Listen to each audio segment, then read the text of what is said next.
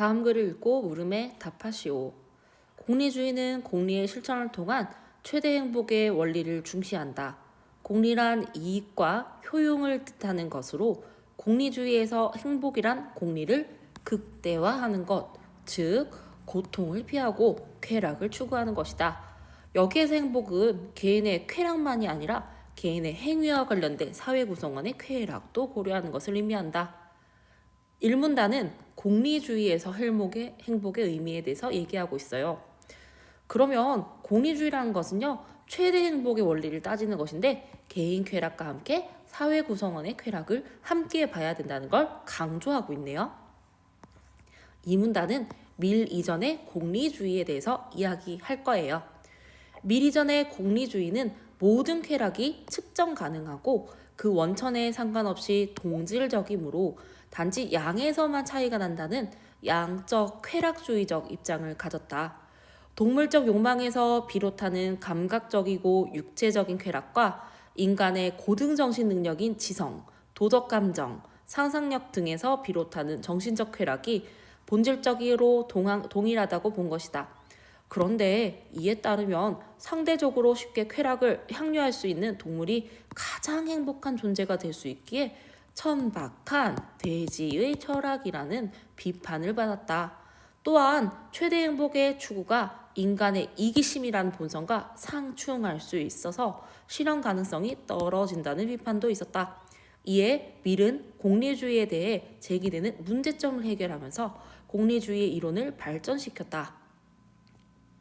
이 문단은 밀 이전의 공리주의의 양적 쾌락주의 입장과 이에 대한 비판에 대해서 얘기하고 있어요. 다시 한번 정리해 보자면요. 밀 이전에는 양적, 천박한 돼지 철학, 실현 가능성이 낮다라는 세 가지 특징이 있었습니다. 밀은 쾌락은 본래부터 질적 차이가 있다고 보는 질적 쾌락주의를 주장하였다. 그에 의하면 감각적이고 육체적인 쾌락은 저급 쾌락이고 정신적 쾌락은 고급 쾌락이다. 고급 쾌락은 저급 쾌락보다 더 바람직하고 가치 있는 우월성을 지닌다. 동물과 달리 인간은 고급 쾌락의 추구를 통해 인간의 품위를 높일 수 있고 이에 어긋나는 것은 본질적으로 인간 행복 구성 요소가 될 수가 없다. 밀은요, 질적 쾌락주의를 이야기를 했답니다.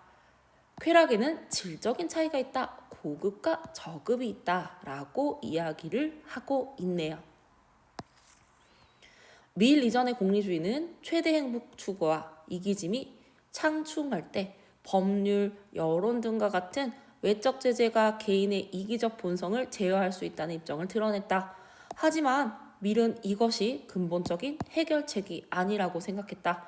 밀에 따르면 외적 제재가 최대 행복의 원리에 부합하는 행동을 하게 할 수는 있지만 자발적으로 그러한 행동을 이끄는 힘은 아니라고 생각했다. 그는 내적 제재인 양심을 강조했는데 양심은 우리의 마음 안에서 형성되는 일종의 도덕적 의무감으로 이를 어기면 내면에 고통을 준다. 양심은 구성원들과 일체감을 이루고자 하는 타고난 사회적 감정의 토대를 두고 교육과 외적 제재 등의 후천적인 경험을 통해 함양된다. 이를 통해 비로소 인간은 자기이익 지향성을 극복하고 최대 행복의 원리에 따르는 삶을 실현할 수 있다고 보았다. 양심은요, 도덕적 의무감, 그리고 사회적 감정의 토대를 두는 교육과 외적 제재, 그리고 최대 행복을 따르는 삶을 실현할 수 있다고 보았다. 라는 것과 연결시킬 수가 있겠습니다. 핵심 단어 다 표시해 두었으니 여러분도 표시하기를 바랍니다. 4문단은요, 미리 강조한 내적 제재인 양심에 대해서 이야기했어요. 5문단입니다. 밀은 외적 제재와 내적 제재를 통해 최대 행복의 원리를 실현하여 사회 구성원의 후생을 높일 수 있다고 보았고 그러한 점에서 공리주의가 인간 윤리의 타당한 기준이 될 수 있음을 강조하였다. 5문단은요, 인간 윤리의 타당한 기준이 될 수 있는 공리주의에 대해서 이야기하고 있습니다. 나에 대해서도 살펴볼까요? 인간의 이기적 욕망을 충족하기에 한 사회가 갖고 있는 자원은 유한하다. 경제학자들은 인간이 합리적인 선택을 통해 개인의 이익을 극대화하는 존재로 보고 합리적 소비 과정을 이해하기 위하여 효용 이론을 제시하였다. 효용 이론의 필요성에 대해서 이야기하고 있네요. 인간의 이기적 욕망을 충족하기에 한 사회가 갖고 있는 자원은 유한하다. 경제학자들이 인간이 합리적인 선택을 통해 개인의 이익을 극대화하는 존재로 보고 합리적 소비 과정을 이해하기 위하여 효용 이론을 제시하였다. 이 문단은요, 한계 효용 체감의 법칙에 대해서 이야기를 하고 있어요. 효용이란 의사결정자가 어떤 행동의 결과로 얻는 주관적인 기쁨이나 만족감으로 경제학자들이 효용을 극대화하는 것이 합리적인 소비라고 보았다. 합리적인 소비 과정에는 한계 효용 체감의 법칙과 한계 효용 균등의 법칙을 활용하여 설명하였다. 한계 효용이란 한계 효용 체감의 법칙을 이제 이야기를 하고 있죠. 소비의 단위를 한 단위씩 늘릴 때 추가되는 효용을 말한다. 그런데 한계 효용은 소비하는 재화의 수량이 증가함에 따라 점차 감소한 양상을 보이는데 이를 한계 효용 체감의 법칙이라 한다. 일반적으로 소비자는 재화를 선택하여 소비할 때 총 효용을 극대화하려는 경향을 보인다. 즉, 자신의 만족감을 높인다라는 뜻으로 볼 수가 있어요. 예를 들어 은우가 한 개에 각각 1,000원인 튀김과 초밥을 한 개씩 추가로 소비하는 상황을 가정해보자. 은우의 튀김과 초밥에 대한 한계 효용은 아래의 표와 같다. 만약 은우가 5,000원의 예산을 지출할 때는 5개를 먹을 수 있겠죠. 모든 선택 가능한 대안에 대해 각각의 효용을 계산해보면 은우는 튀김 3개와 초밥 2개를 선택할 것이다. 이러한 선택을 할 때 은우가 얻을 수 있는 총 효용은 37로 가장 크기 때문이다. 이때 5,000원의 효용을 극대화하는 지점인 튀김 3개와 초밥 2개가 한계 효용으로 4로 일치한다 라고 되어 있습니다. 자, 3개를 먹으면요, 이렇게 하면 되거든요. 자, 살펴보도록 할게요. 37인 이유는요, 튀김 3개의 효용은 16 더하기 8 더하기 4는 28. 초밥 2개의 효용은 5 더하기 4는 9. 그래서 28 더하기 9가 37이기 때문입니다. 그리고 요렇게 살펴보면 한계 효용이 4로 일치하게 되겠죠. 위의 상황과 같이 경제학자들이 각 상품의 화폐 단위당 한계 효용이 동일한 지점에서 소비하는 것이 한정된 예산에서 효용을 극대화할 수 있는 선택 방법이라 보았고, 이를 한계 효용 균등의 법칙이라 정의하였다.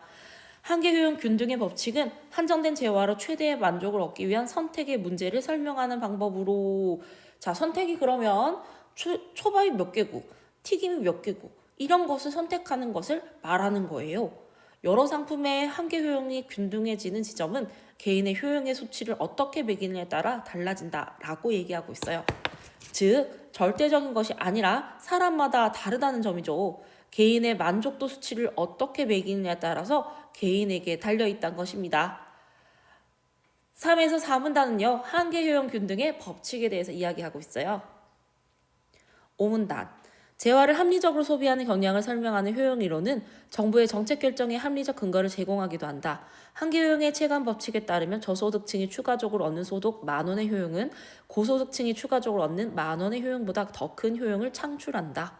이때 고소득층의 소득 10,000원을 세금으로 걷어 저소득층에게 배분하면 고소득층의 효용 감소분보다 저소득층의 효용 증가분이 더 커져 사회 전체의 효용이 증가한다. 대부분의 국가는 이러한 경제학적 원리에 의거하여 소득이 증가함에 따라 높은 세율을 적용하는 누진적 소득세를 부과하고 있다. 이는 누진적 소득세로 얻은 재정 수입을 통해 사회 전체의 효용을 높이려는 의도라고 할 수 있다. 효용 이론의 정책적 활용에 대해서 이야기하고 있어요. 합리적 소비라는 것은 한계 효용을 따져봐야 되고요. 균등의 법칙과 체감의 법칙이 있었습니다. 100만 원이나 1,000만 원 버는 사람의 만원의 가치는요, 100만 원 버는 사람에게는 100분의 1, 1,000만 원 버는 사람에게는 1,000분의 1이 되겠죠. 그래서 누진적 소득세를 부과하고 사회 전체의 효용을 높이려는 의도를 볼 수 있다는 것입니다. 가와 나의 공통점으로 가장 적절한 것을 살펴보도록 하겠습니다. 1번부터 살펴보도록 할게요.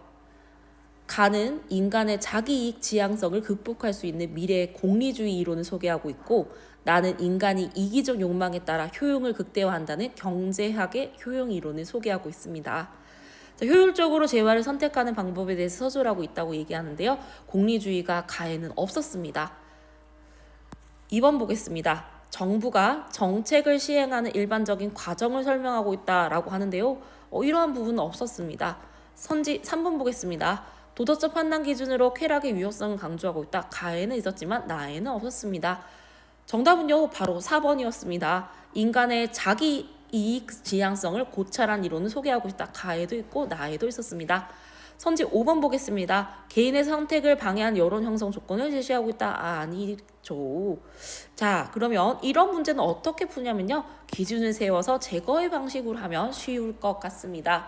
그리고 앞에 적어 놓았던 문법적인 그런 논리를 제가 다시 옮겨 적어 놨었는데요. 이렇게 필기해 놓은 것을 참고하면 조금 더 도움이 될 것 같습니다.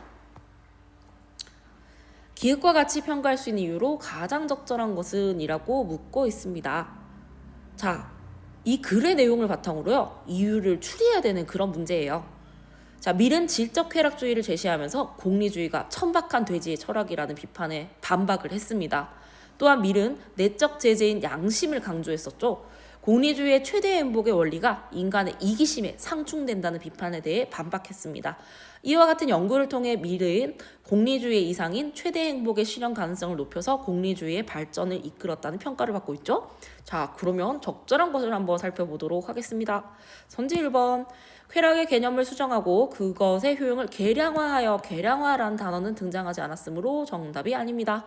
정답은 바로 2번이었는데요. 쾌락의 질적 차이와 내적 재질을 연구해서 최대 행복의 실현의 가능성을 높였다라는 부분이 정답이 되겠습니다. 3번도 살펴보도록 하겠습니다. 쾌락의 원천들을 밝히고 그것의 동일성을 규명하여 쾌락의 개념을 정교화했기 때문이다 라고 되어 있는데요. 밀은 쾌락을 고급 쾌락과 저급 쾌락으로 구분해서 고급 쾌락과 저급 쾌락이 본질적으로 차이가 있다고 하였지 개념을 정교화하지는 않았습니다. 4번 살펴보도록 하겠습니다. 쾌락의 경험이 인간의 동물적 욕망 추구에 미치는 영향을 분석하여 제도화하였기 때문이다. 제도화하지 않았고요. 선지 5번 살펴보면요. 저급 쾌락과 개념을 거부한 적이 없어서 5번도 아니라고 볼 수가 있겠습니다. 가장 적절한 것은요. 정답은 2번이었습니다. A를 바탕으로 보기를 이해한 내용 중 가장 적절하지 않은 것은 이것은 바로 나 단독 문제라고 볼 수가 있겠습니다. A는요. 총 효율이 가장 높은 최고의 지점이라고 볼 수가 있네요. 1,000원 추가 시 무엇이 더 효용이 큰지 살펴보도록 하겠습니다. 자, 우리가 A, 즉 튀김 3개, 초밥 2개가 최고 효용이라고 배웠죠.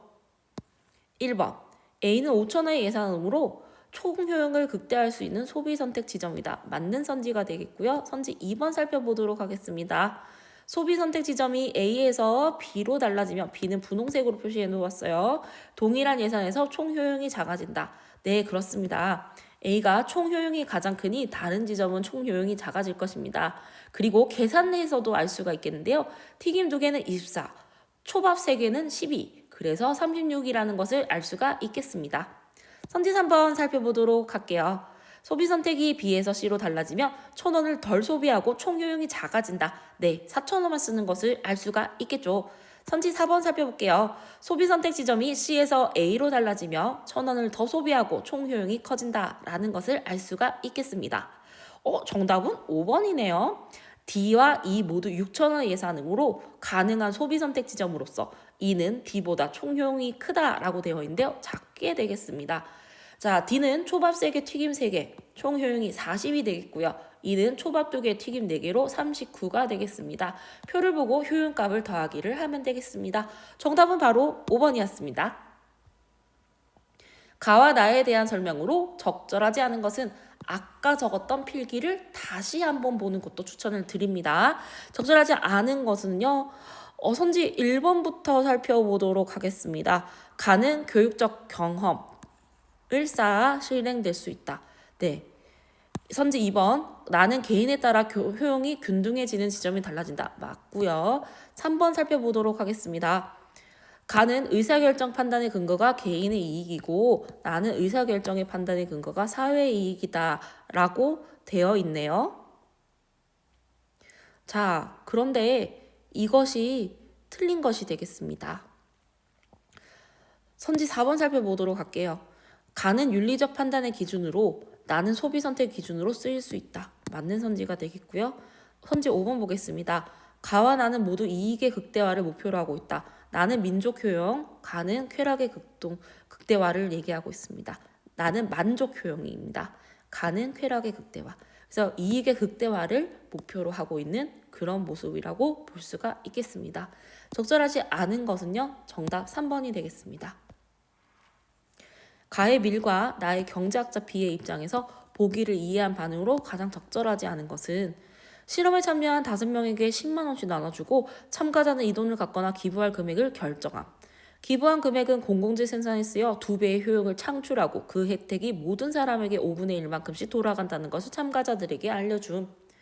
자, 그러면 10만 원이 있어요. 기부를 하면 2배로 줍니다. 그리고 5명이서 나눠 가질 수 있다고 이야기를 해줘. 기부를 하지 않으면요, 그냥 10만 원만 가질 수 있다고 이야기를 해줍니다. 실험 참가자의 예상 행동에 따른 효용 비교를 하겠습니다. 아무도 기부를 하지 않으면 한 사람이 누리는 효용은 10만 원. 모두가 기부하면 한 사람이 누리는 효용은 20만 원.